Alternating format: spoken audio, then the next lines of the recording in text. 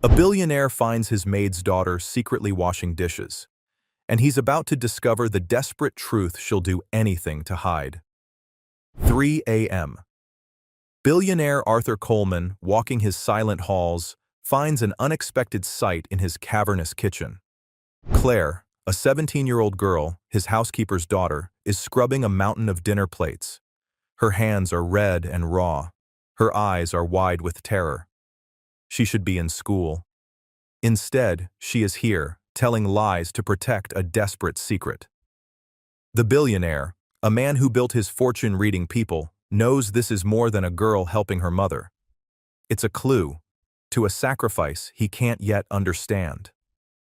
He built an empire on seeing patterns, but sleep was a price he could not pay.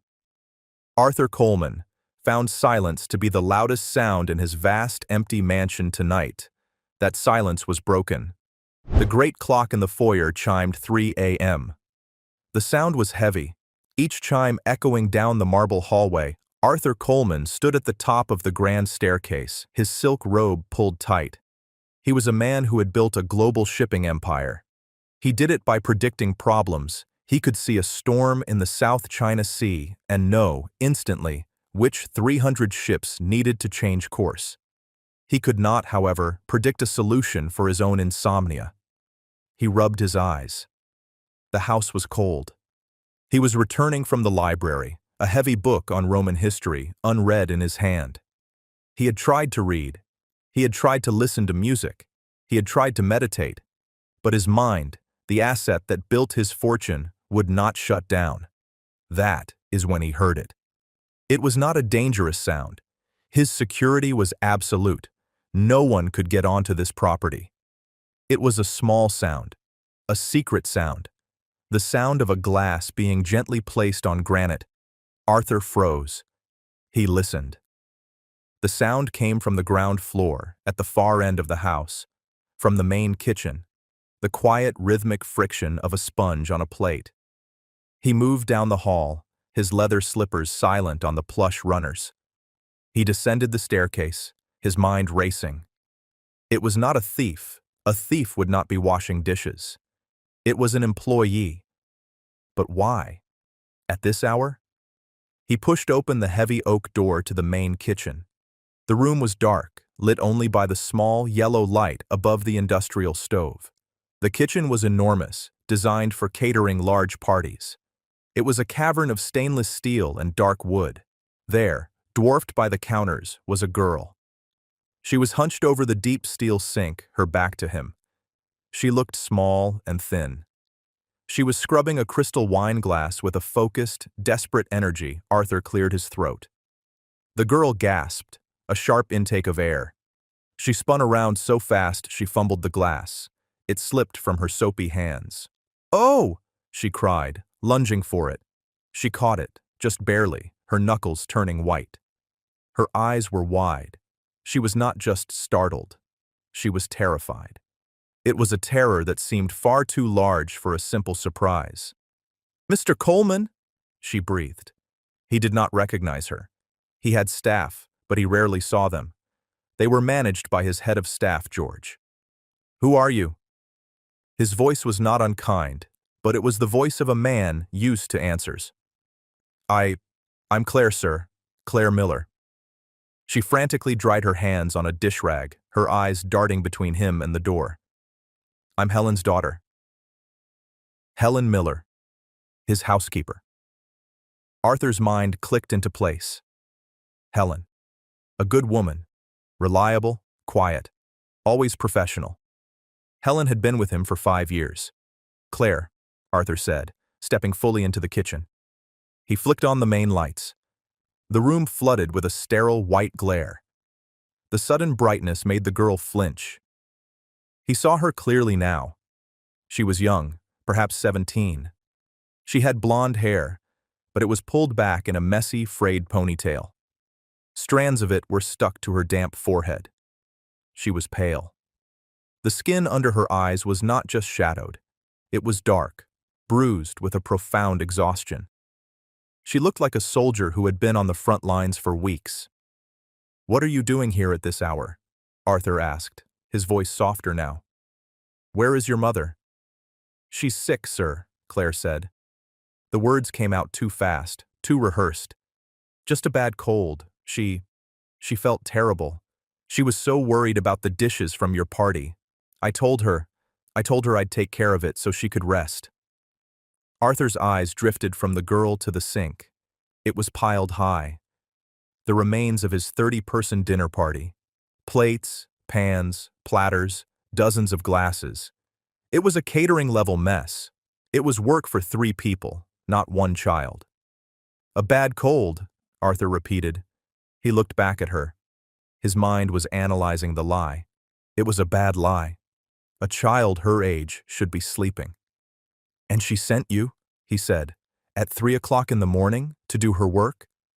"No!" Claire's voice was sharp, suddenly protective.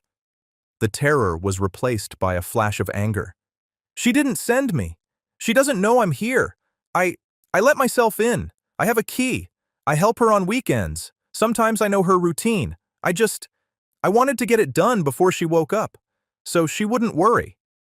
It was a brave lie, Arthur thought, but a lie nonetheless. "You should be in bed," Arthur said, crossing his arms. "You have school tomorrow. Today, rather." Claire flinched. It was a tiny, almost invisible movement, a tightening of her shoulders, a quick drop of her eyes. Arthur saw it. He had built his fortune reading the flinches of his competitors across a boardroom table. A flinch meant a hidden truth. "Yes, sir," she whispered, her eyes fixed on the floor. "I'll be done soon. I promise I won't disturb you again. I'm very quiet." She turned back to the sink, as if he had been dismissed. It was a clear signal. "Please leave." Arthur did not leave. He stood there for a full minute, watching her scrub. He saw her small hands, red and raw from the hot water and soap. He looked around the kitchen. His eyes landed on a backpack slumped by the service door. It was an old, faded blue backpack.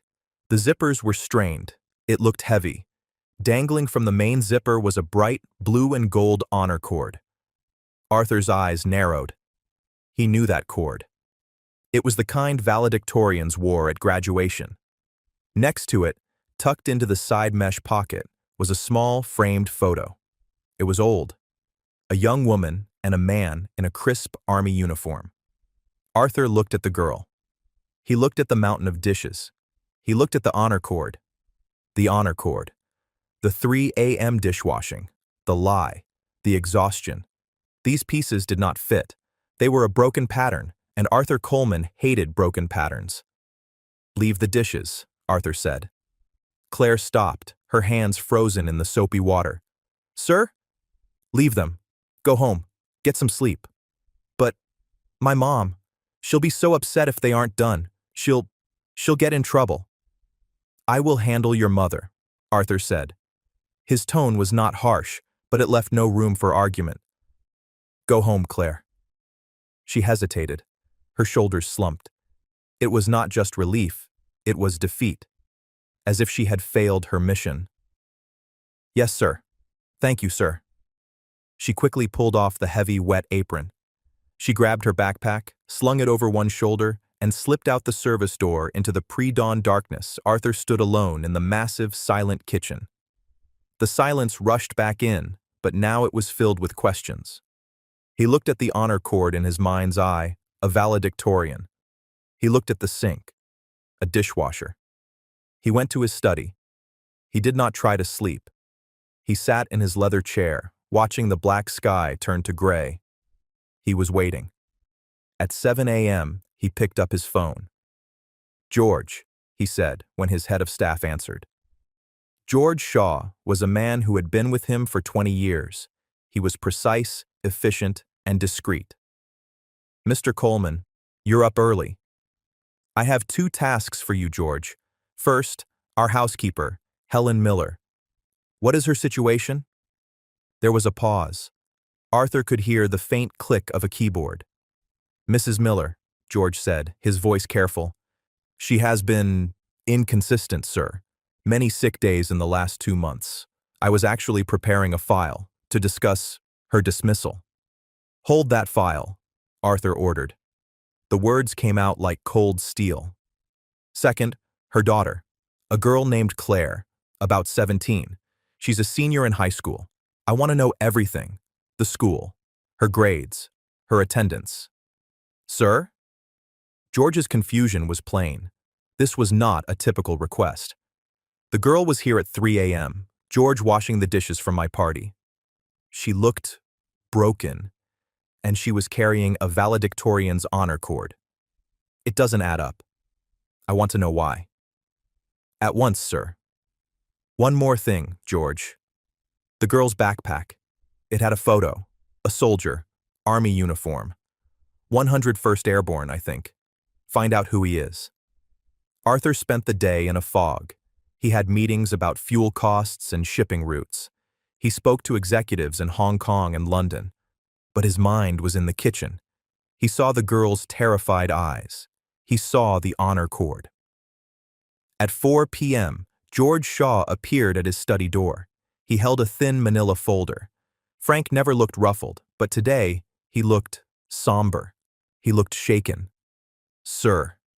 He placed the folder on the polished desk. Go on, George. You were right about the girl, George said. He opened the folder. Claire Miller, 17, senior at Northwood High School.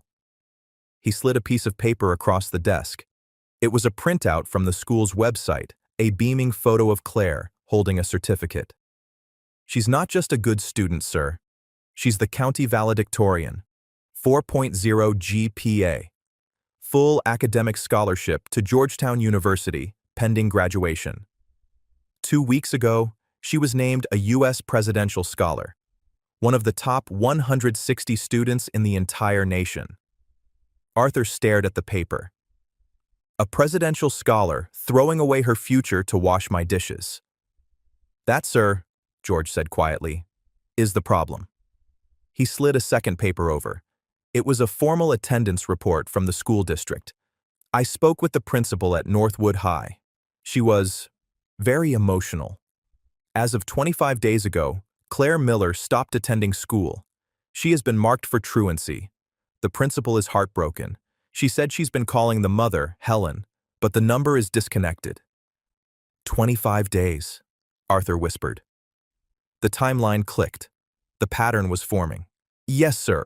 She has missed the deadline to accept the scholarship. The school is required to report her truancy to the state. She will not graduate the scholarship. It's gone. The waste of it. The sheer, tragic waste. It felt like a physical blow to Arthur.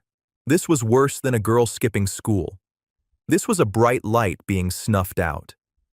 Why, George? Arthur asked, his voice low. Why? The mother. George's voice was grim. Helen Miller. It is not a bad cold. She was diagnosed 2 months ago with a severe aggressive form of lupus. The new treatments, the specialist, her insurance denies them as experimental. The out-of-pocket cost for the main prescription is $900 a month. Arthur felt a cold knot tighten in his stomach. Helen was fired from her second job at a dry cleaner for missing days due to her illness. Your job, this, is all they have. The phone was disconnected to save money. $900 a month, Arthur said. It was, to him, nothing. A rounding error. To them, it was a future. Claire knows, Arthur stated. She's been skipping school to, what, work? I'm still looking into that, George said. But it seems she is also covering her mother's shifts, unpaid. Cleaning this house, just to keep you from firing her. She's trying to hold on to the job and the health insurance that her mother is too sick to perform. Arthur stood up, the anger and the sadness rising in him. He walked to the window. The soldier, George, the photo. George slid the last piece of paper across the desk. It was a grainy, black and white military file photo. Captain Robert Miller, George said. Claire's grandfather, Helen's father.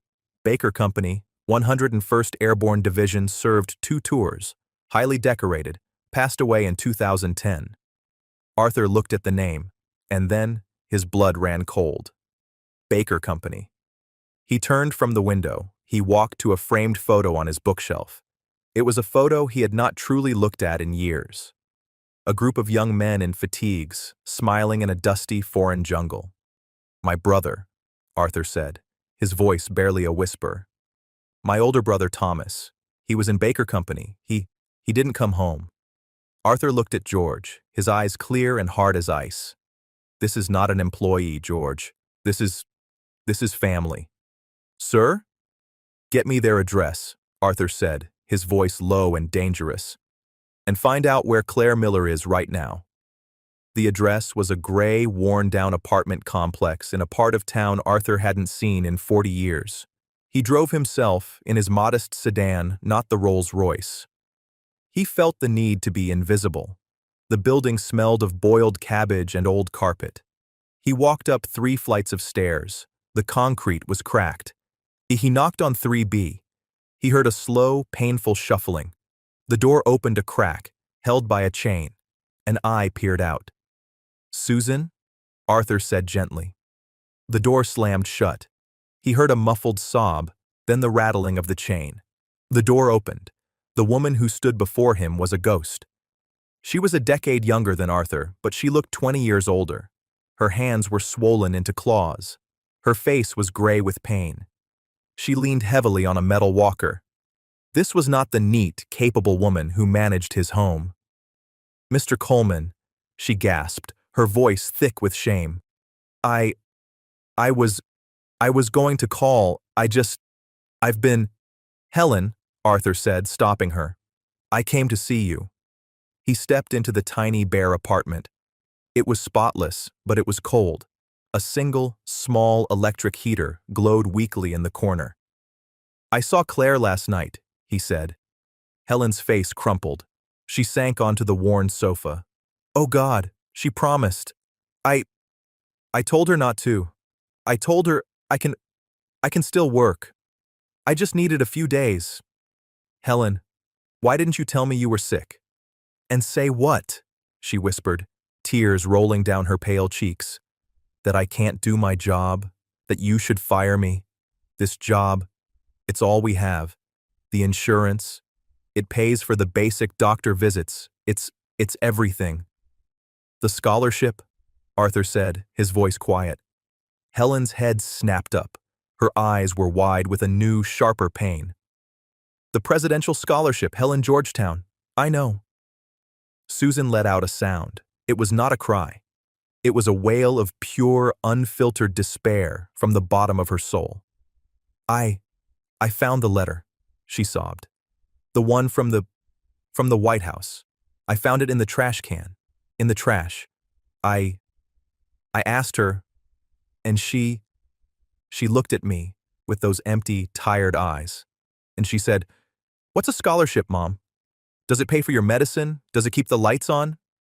Helen gripped her own hair, her swollen fingers shaking. "She's throwing it all away. Her whole, beautiful life. For me. For $900. Arthur felt the pieces of his heart breaking. This was a kind of poverty he had forgotten existed, the poverty of impossible choices. "Where is she, Helen? Where is she right now?" She got a job," Helen whispered, looking away, as if confessing a crime. "A real one, a night shift, so she can be here during the day in case I fall. It's at a diner, the Evening Star, downtown." "Stay here," Arthur said. "Lock your door. I will be back." The Evening Star diner was loud, bright, and smelled of stale coffee and grease. Arthur Coleman felt like he had walked onto a different planet. He took a booth in the corner, his tailored wool coat feeling like a costume. A waitress, older, with a kind, tired face, came over. "What'll it be, honey?" "Just coffee, black," Arthur said. He scanned the room, and then he saw her. Claire was moving through the tables, a heavy brown tray balanced on one arm. Her blonde ponytail was hidden under a blue hairnet. Her uniform was a size too big, the name Patty stitched in red on the pocket. She moved with a grim, mechanical efficiency. She did not smile. She refilled water glasses, cleared plates, and took orders. She was 17, a presidential scholar, and she looked like she had been doing this for a lifetime. He watched her wince when she lifted a heavy bus tub full of plates. He saw the manager, a short, angry-looking man in a stained white shirt, bark an order at her. She just nodded, her face blank, and kept moving. She's just like her mother, Arthur thought, trying not to surrender. He waited. He nursed his coffee, which was bitter and thin. He watched her for 20 minutes. He watched her run. He watched her try to be invisible. She was clearing the booth next to him. Her arms were overloaded with plates. "Claire," he said. His voice was not loud, but it cut through the diner's noise. She froze. The clatter of plates in her hand stopped. She turned, slowly, her eyes finding him in the corner. Her face went from pale to white. The blood drained from it. She looked at him. She looked at her greasy uniform. She looked at the half-eaten burger on the plate she was holding, and the tray, overloaded and heavy, slipped from her trembling hands. It hit the floor with a deafening crash. Plates shattered. Glasses exploded, ketchup and leftover food splattered across the linoleum. The entire diner went silent. Claire just stood there, staring at the mess. Staring at him, her shoulders began to shake. "Miller!" the manager roared from behind the counter. His name tag said, "Mitch. What do you think you're doing? That's coming out of your pay." Claire didn't look at the manager. She just looked at Arthur. Her eyes, which had been so terrified in the kitchen, were now filled with a different, deeper emotion, utter and complete humiliation. She dropped to her knees and, with her bare hands, began picking up the broken shards of glass. "Miller, get a broom. Get that cleaned up. Now!" Mitch was screaming. He was red in the face. "You're lucky I don't fire you on the spot. That's a week's pay and breakage, you stupid. That's enough." Arthur's voice was not loud. It was low, cold, and heavy with authority. It cut through the diner's silence more effectively than Mitch's shouting. Arthur stood from his booth. He walked over and stood directly between the manager and the girl on the floor. He was a foot taller than Mitch, and though he was nearly 70, he carried an air of absolute power. Mitch, who had been focused on Claire, now looked at Arthur for the first time. He saw the expensive coat. He saw the gold watch. He saw the face of a man who did not belong in the Evening Star diner. "And who are you?" Mitch blustered, though his voice had lost its edge. "This is my employee. She is a child," Arthur said, cutting him off. "A child who is clearly unwell." He reached into his coat pocket, pulled out a leather wallet, and extracted several bills. 3 $100 bills. He dropped them on the counter. "That," he said, "is for the broken plates, and for my coffee, and for the inconvenience." Mitch's eyes went wide. He scooped up the money instantly. Arthur then turned his back on Mitch, a complete dismissive act. He crouched down, his knees protesting slightly. He was now at eye level with Claire. She was crying, silent tears tracing paths through the grime on her face. She was still trying to pick up the broken glass, her hands shaking. "Claire," he said, his voice now gentle but firm. "Get up. You're leaving." I can't," she whispered, the words choked. My shift. I need—" "Your shift is over."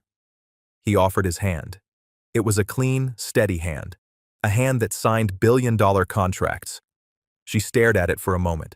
It was a lifeline.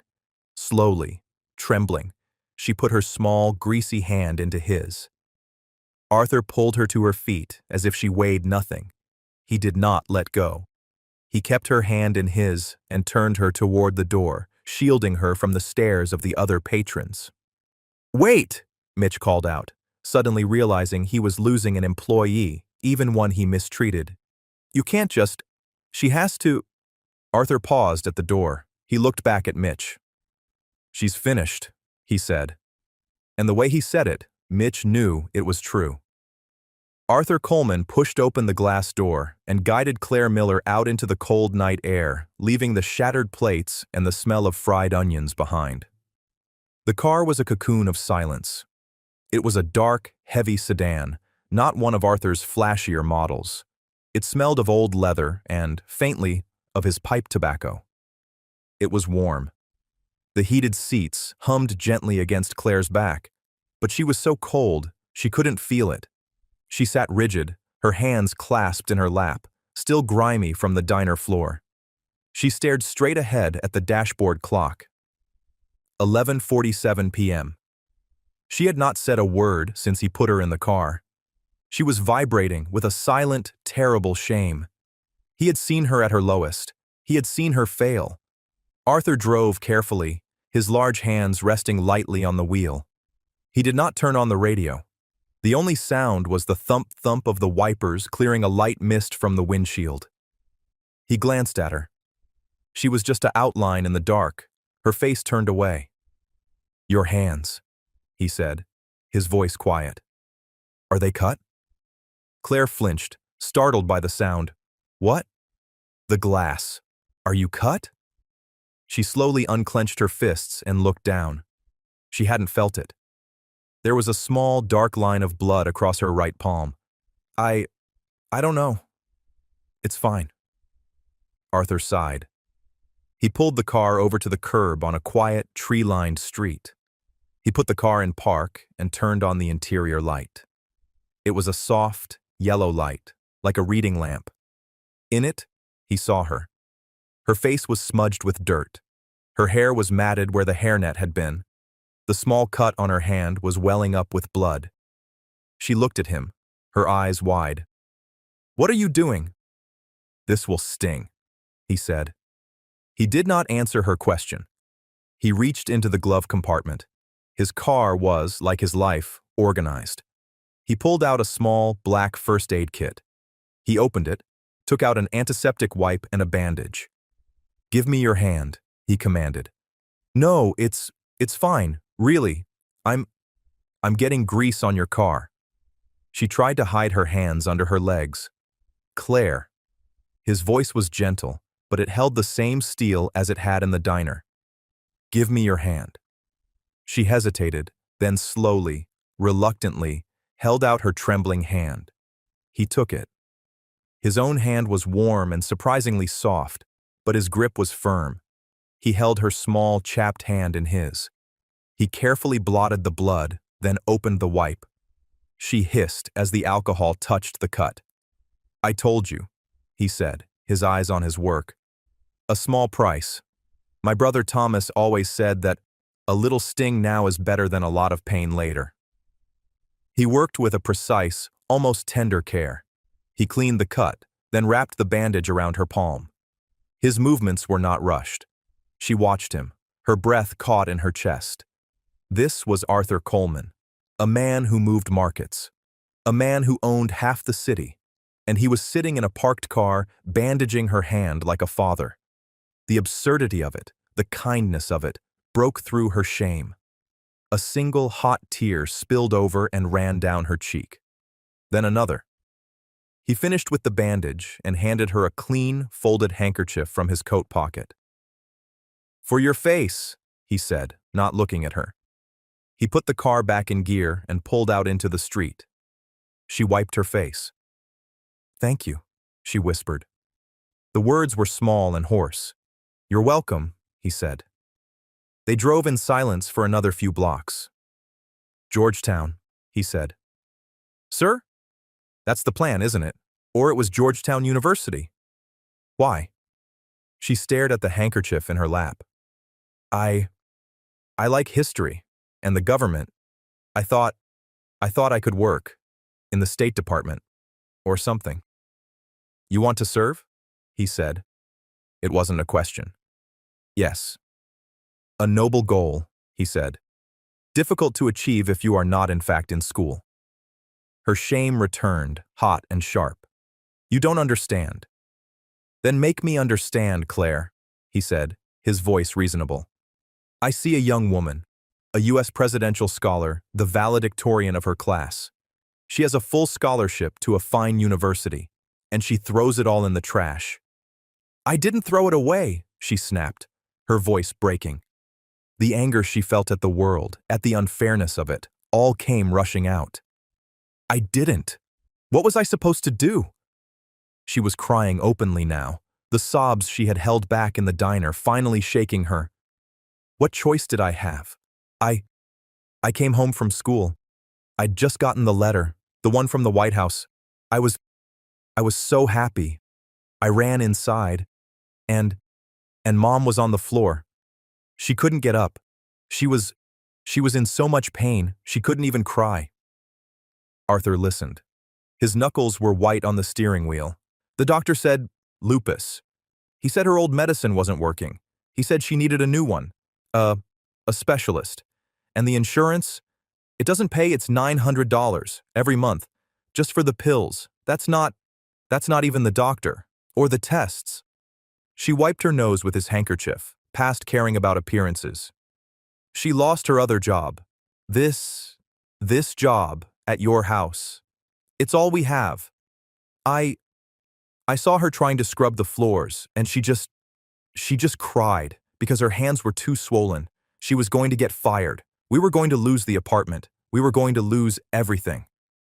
Her voice dropped to a whisper. So I put the letter in the trash. I called the school and told them I wasn't coming back. I took her phone. I blocked the principal's number. I had to. So she couldn't call Mom. And you started working? Arthur said. I had to cover her shifts at your house. For free. Just so George wouldn't know she was sick and I got the job at the diner. The night shift. It was $11 an hour. I was saving up. For the medicine. I almost had it, I just needed one more week.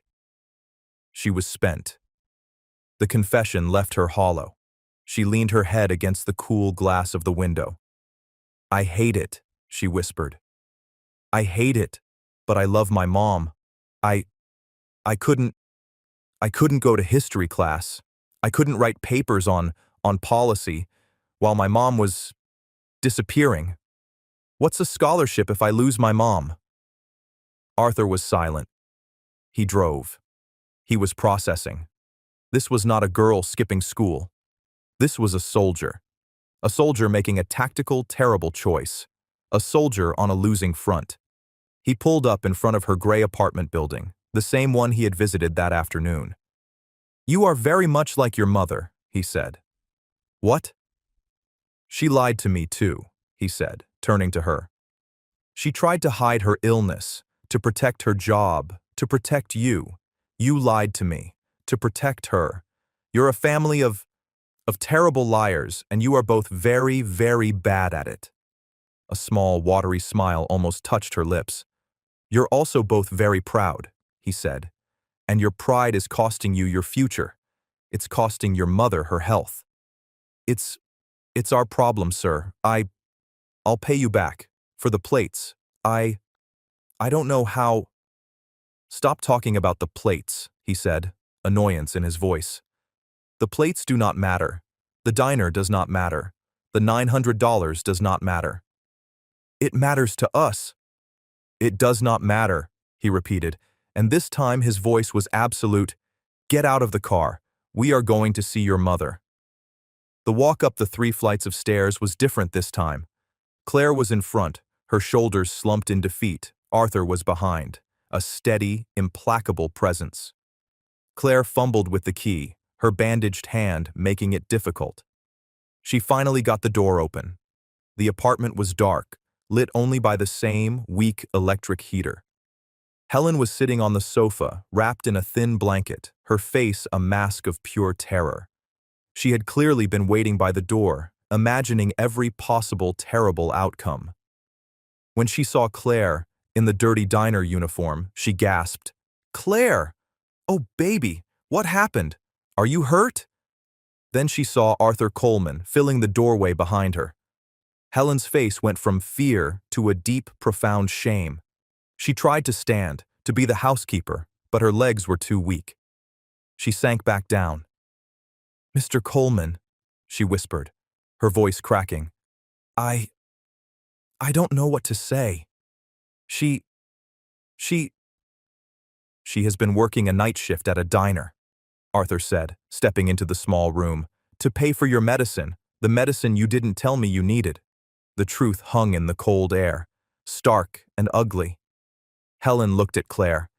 Claire looked at the floor. You told him? Helen whispered to her daughter. He was there, Mom. At the diner. I dropped a tray I broke. I broke everything. I'm so sorry, Mom. I'm so sorry. Claire's defenses crumbled.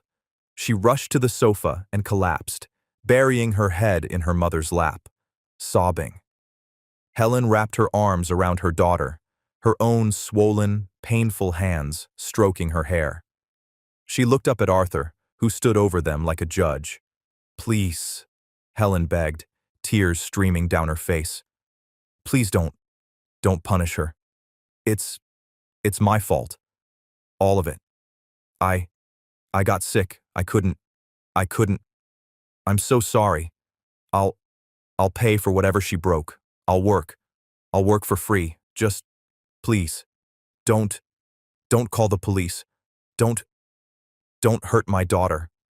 Arthur looked at the two women, clinging to each other in a sea of debt and sickness and fear. He felt a sudden, sharp ache in his chest. It was not his heart. It was something older. It was the memory of his own mother after the telegram came. The memory of a house that had all the money in the world and no joy at all. Hurt her? He said, his voice softer than he intended. Helen, I am not here to hurt her. I am here to stop you from hurting her. Helen looked up, confused. What? You. Your pride. Her pride. You are letting her destroy her entire life. Her entire brilliant life. Because you are too proud to ask for help. Help? Helen said, as if the word was foreign. From who? Who? Who helps people like us? I do, Arthur said simply. He walked over to the single worn armchair and sat down. He was no longer the imposing billionaire. He was just an old man in a small, cold room. This is what is going to happen, he said. He was not asking. He was stating facts. Tomorrow morning, at 9 a.m., a car will be here. It will take you, Helen, to the Cleveland Clinic. I have spoken to a doctor there, a Dr. Eris. He is the best specialist in the country for your condition. He is an old friend.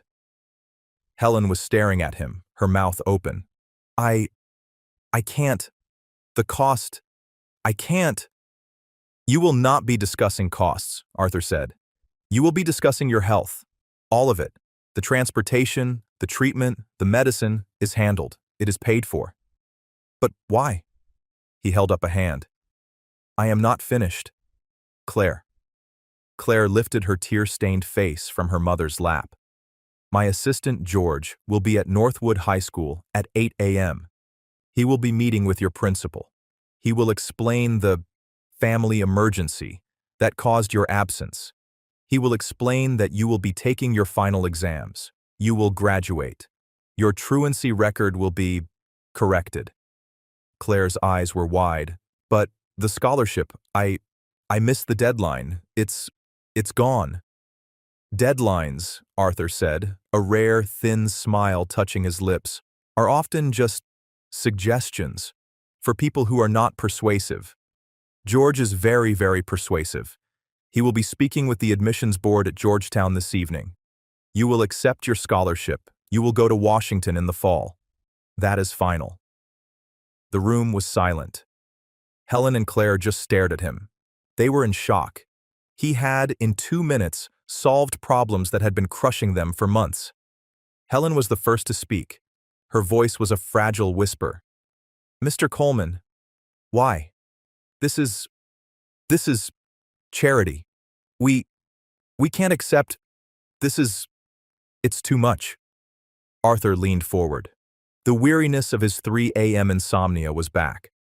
But it was a different kind of weariness. It is not charity, Helen. He looked at her, his eyes searching her face. I came here this afternoon. I saw your apartment. I saw a photograph by your door. Helen glanced at the small, cluttered side table. A photograph? A small one, a man in a uniform, an army uniform. Helen's hand went to her throat. My father. My dad. Robert Miller, Arthur said. Yes, Helen said, her voice full of a daughter's pride. Captain Robert Miller. Arthur nodded slowly. I knew it, he whispered. I thought, but I had to be sure. You knew my father? No, Arthur said. I never had the honor. But I knew of him. He paused, gathering the words. This was a story he had not told in 50 years. I had an older brother, Arthur said, his voice distant, his eyes looking at the wall, at the past. His name was Thomas, Tommy. He was everything I was not. He was loud and funny and brave. I adored him. Claire and Helen listened, unmoving. I was in college studying business. He enlisted. 101st Airborne. He was sent to Vietnam, Baker Company. Helen's eyes widened. That was my father's company. Yes, Arthur said. Your father was his captain. Tommy.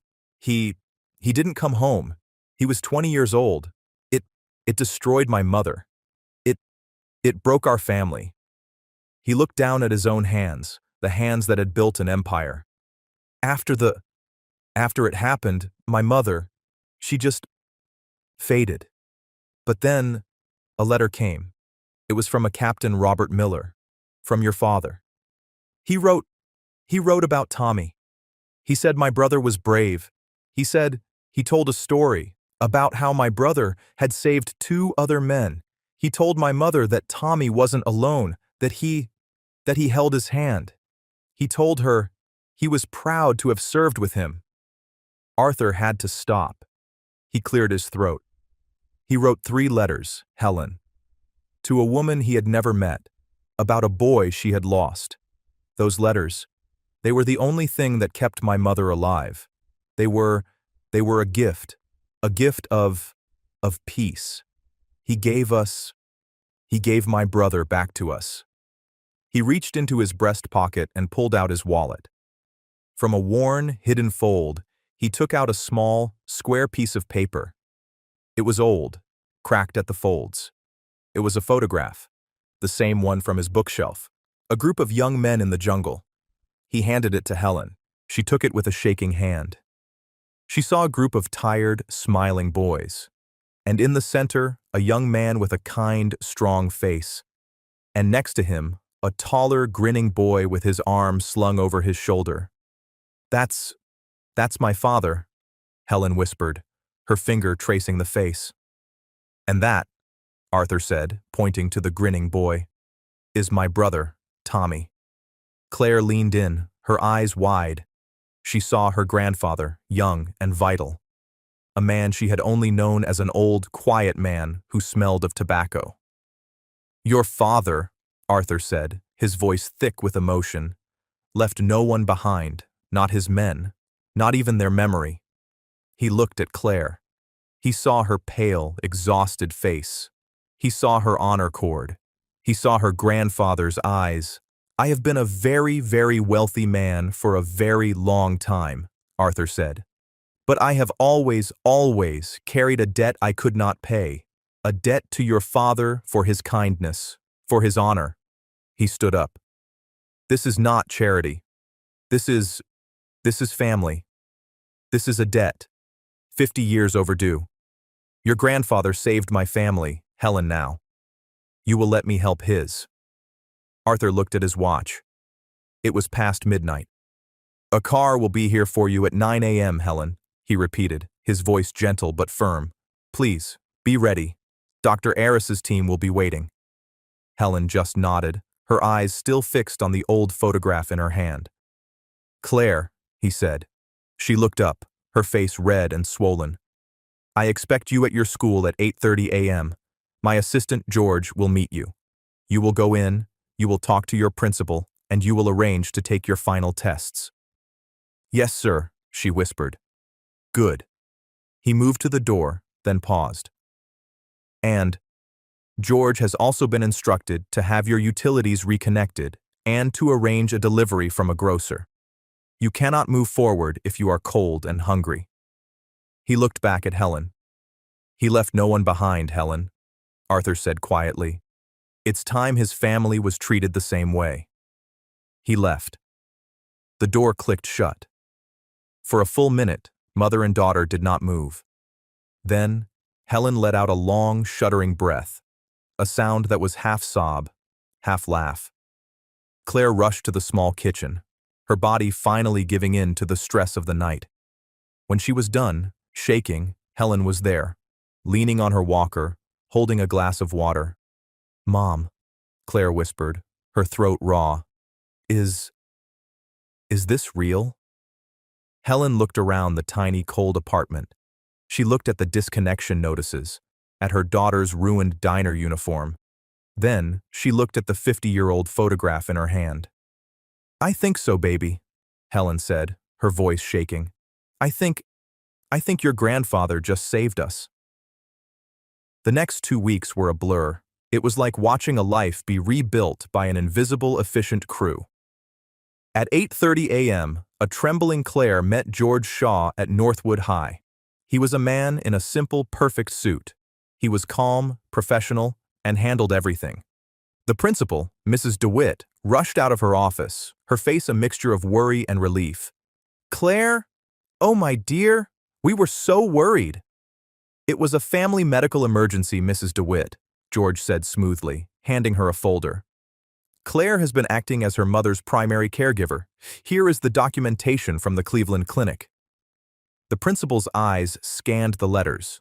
The sternness of the administrator was gone, replaced by a deep sympathy. "Oh, you poor thing," she said to Claire. "Why didn't you say anything?" I didn't know how," Claire whispered. "It is handled now," George said. "We simply need to arrange for her final examinations."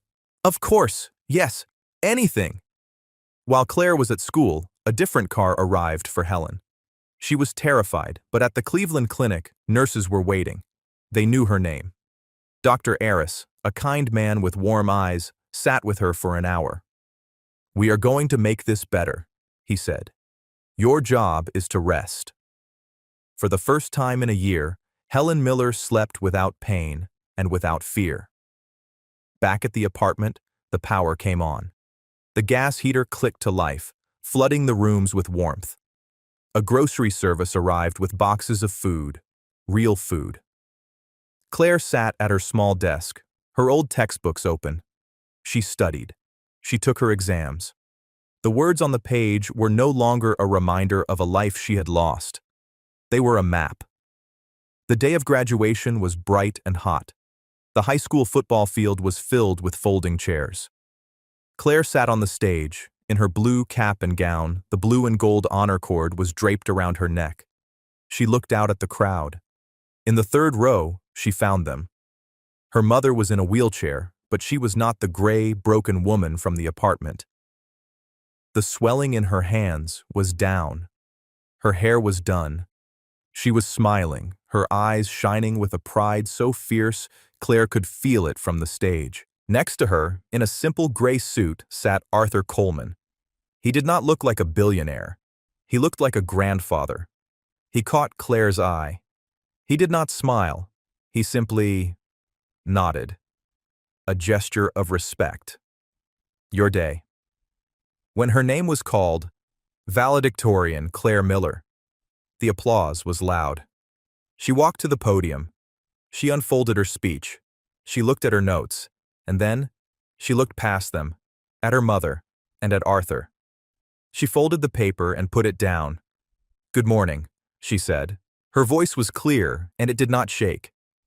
"I wrote a speech about the future, but I don't want to talk about that." She gripped the sides of the podium. "I want to talk about what happens when you can't see a future. I want to talk about kindness. We think of history as something made by big, important people, by presidents, and billionaires." She saw Arthur shift, just slightly. "But history is also made by small choices, by people who are tired and scared, but who choose to do the right thing anyway. By, by a soldier who writes a letter to a grieving mother he's never met. By a mother who would rather lose everything than let her daughter see her pain. By people who see someone falling, and instead of walking by, they stop. They just stop. And they offer a hand. Her eyes were locked on her mother's. My future, it isn't mine. It was bought for me. It was bought by my grandfather 50 years ago. It was bought by my mother, who sacrificed her health for me. And it was returned to me by a man who understands that no one should be left behind. She took a breath. Congratulations to my class. We did it. But don't just go and be successful. Go and be kind. That's how you change the world. Thank you. The field was silent. Then the applause started. It was not polite. It was a roar. Her classmates stood. Their parents stood. Mrs. DeWitt was crying. Helen was sobbing into her hands. Arthur was patting her shoulder. His own face set, but his eyes were bright. A month later, Helen was back. She was not cured. Lupus was not a cold. But she was in remission. The new medicine, the proper care, it had given her her life back. She sat in Arthur's library. She had asked for this meeting. Arthur, she said. He had insisted she use his first name. I can't thank you. There are no words, but I cannot be a charity case. I have to work. I have to do something. Arthur smiled. He had been waiting for this. You're right, I agree, which is why I have a job for you. He gestured to a pile of file boxes on his desk. My mother left a small fund, he said. She called it the Baker Company Fund. Her idea was to provide small grants for the children and grandchildren of veterans, help with books, or a down payment, a little bit of kindness, as she called it. He sighed. After she died, I let it go dormant. I was busy. I was building things. I forgot. He looked at her, his eyes serious. I have restarted the fund. I have endowed it properly. But it needs a director. It needs someone to read the letters, to find the people who need help, to be the heart of it. Helen looked at him, confused. But I'm a housekeeper. No, Arthur said. You're a veteran's daughter. You are a woman who understands sacrifice. You understand what it's like to be in need and to be too proud to ask. I can't think of anyone more qualified. Helen looked at the boxes. She was not being offered charity. She was being offered a purpose. Yes, she said, her voice clear. Yes, I would be honored. The summer ended. It was a cool morning in late August. By August, Claire was leaving for Georgetown. Helen, now in remission, saw her off from their new, bright apartment. Arthur's sedan pulled up. He got out. All set? He asked. All set, Claire said, her smile wide. A few things, he said, handing her a box. Inside was a new laptop. For the political science papers. Arthur, this is too much. Nonsense, he said. He then handed her a flat square envelope. And this. She opened it. It was a simple, dark wood frame. Inside was the photograph. The young men in the jungle, her grandfather and his brother. But this is yours, she said. From your desk. No, Arthur corrected her gently. The one on my desk was my mother's. This was Tommy's. It was in his wallet when they sent his things home. It's been in a box. I think he would want you to have it. To remember what you're made of. Claire's eyes filled with tears. She hugged him. It was not a small, shy hug. It was a real, grateful embrace. Thank you, she whispered. For everything. For seeing me. He patted her back, his own throat tight. Go on, he said. Don't be late. Washington doesn't wait. She hugged her mother, a long, tight hug. I love you, Mom. Take your medicine. I will, Helen laughed, wiping a tear. Call me. Every night. I will. Claire got in the taxi. She looked out the back window as it pulled away. She saw her mother, healthy and strong. And she saw Arthur, the billionaire who had been too restless to sleep. He had his arm around Helen's shoulders. Two people, from two different worlds, standing on a sidewalk, watching the future they had built together drive away. Arthur watched until the car was gone. He looked up at the bright blue sky. He had built an empire on seeing patterns, storms, and markets, and competitors. But for 50 years, he had missed the most important one. He had been looking for a way to pay a debt to the past. He never realized the debt was meant to be paid to the future. He felt a strange, new sensation in his chest. A stillness. A peace. Come on, Helen, he said, turning her toward his car. Let's get to the office. We have work to do. And finally, he felt, for the first time in a very, very long time, like he might actually sleep that night. And that's where we'll end our story, with a debt 50 years overdue finally paid. I hope this story about how one small act of kindness can ripple across generations to change a future gave you a chance to pause and reflect. I'd love to know what you were doing while listening. Were you winding down for the night, or just starting your day with a cup of tea? Drop a line in the comments. I truly do read them all. If you want to make sure we cross paths again for the next story, hitting like and subscribing makes a huge difference. We are always trying to improve, so feel free to share your feedback. Thanks for spending this time with me.